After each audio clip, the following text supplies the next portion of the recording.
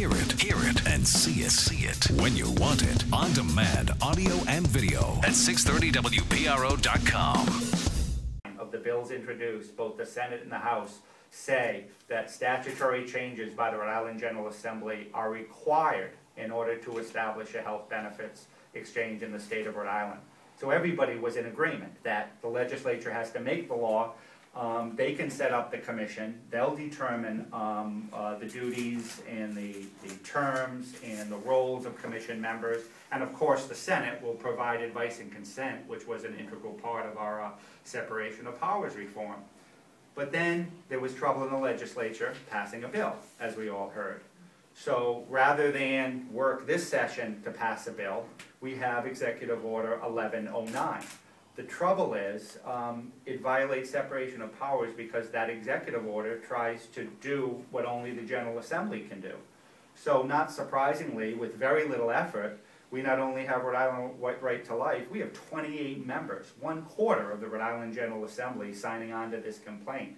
Why? Because their power and authority to pass the laws and to say what the law is and to set up an exchange under the legislative authority of the Constitution has been bypassed by this executive order. They have no say in the executive order, and yet the executive order purports to create a Rhode Island Health Benefits Exchange. Not only is that strange for Rhode Island in the separation of powers regime, but 11 other states have set up, at least as of recently, as of September, last time I checked, health benefit exchanges, all through legislation. 2 states have executive orders. One conditionally sets one up subject to subsequent legislation, and the other studies the issue, also implying that there's going to be legislation later on. We're the first state that has tried to backdoor this powerful health benefits exchange, the operation and creation thereof, through an executive order without legislation. So there are 2 major problems with it, and you really have to dig into the executive order to figure this out. Because here's one way one can look at the executive order. It sets up this 13-person commission, all appointed by the governor. Very esteemed members of the community. I don't think many people would have difficulty with the quality of the members that the governor has appointed. But they're not subject to Senate advice and consent. And the General Assembly never authorized this commission to exercise broad governmental power of the exchange. That's a plain violation of separation of powers. You can't do that.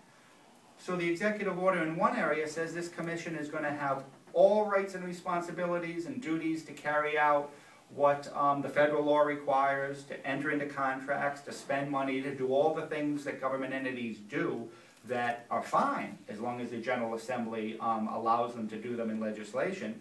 But there was no legislation here. So the executive order then says in another area that this board, which is going to run and be the center of the exchange, has no power, none. Nothing in this order shall be construed to give these members or a director to be appointed by the governor any governmental power. So in other words, they're supposedly under this provision advisory. Then the order goes on to set up another advisory board, apparently to advise the advisory board under that view. So if you look at the order and you say, okay, so if they're advisory, and by the way, if they're advisory, they don't violate separation of powers. The governor is empowered to get advice from any sources he wishes at any time within his department. They just can't do anything with state dollars or state funding or state contracts. You need somebody with executive power to do that. So then you look at the order and you think, well, who's got the power here? Because you can't find it anywhere in the order. And then you come to what may really be happening here. They're really making this exchange a fund. They're taking a 1974 catastrophic health care law, and there's a fund attached to that, and I guess they're planning on dumping tens of millions, if not hundreds of millions of dollars into this fund under a 37-year-old law. Who controls the fund and the contracts and the grants and the spending on the fund? One person, and one person only. The director of the Department of Health has the executive power over this fund. Now, it's been talked about in the papers that there's consensus that there needs to be an exchange, and that may be true, but there certainly is no consensus that one person in state government is going to exercise all executive power, all of the power, the director of the Department of Health, and do so by a law that's 37 years old, decades before anybody even thought of the of the federal act or a federal health exchange is becoming a reality in Rhode Island. Yet, and that's maybe why you don't see it in the order, because if it's not the members of the board who are exercising this power and only advisory, it's one person under a 37-year-old act.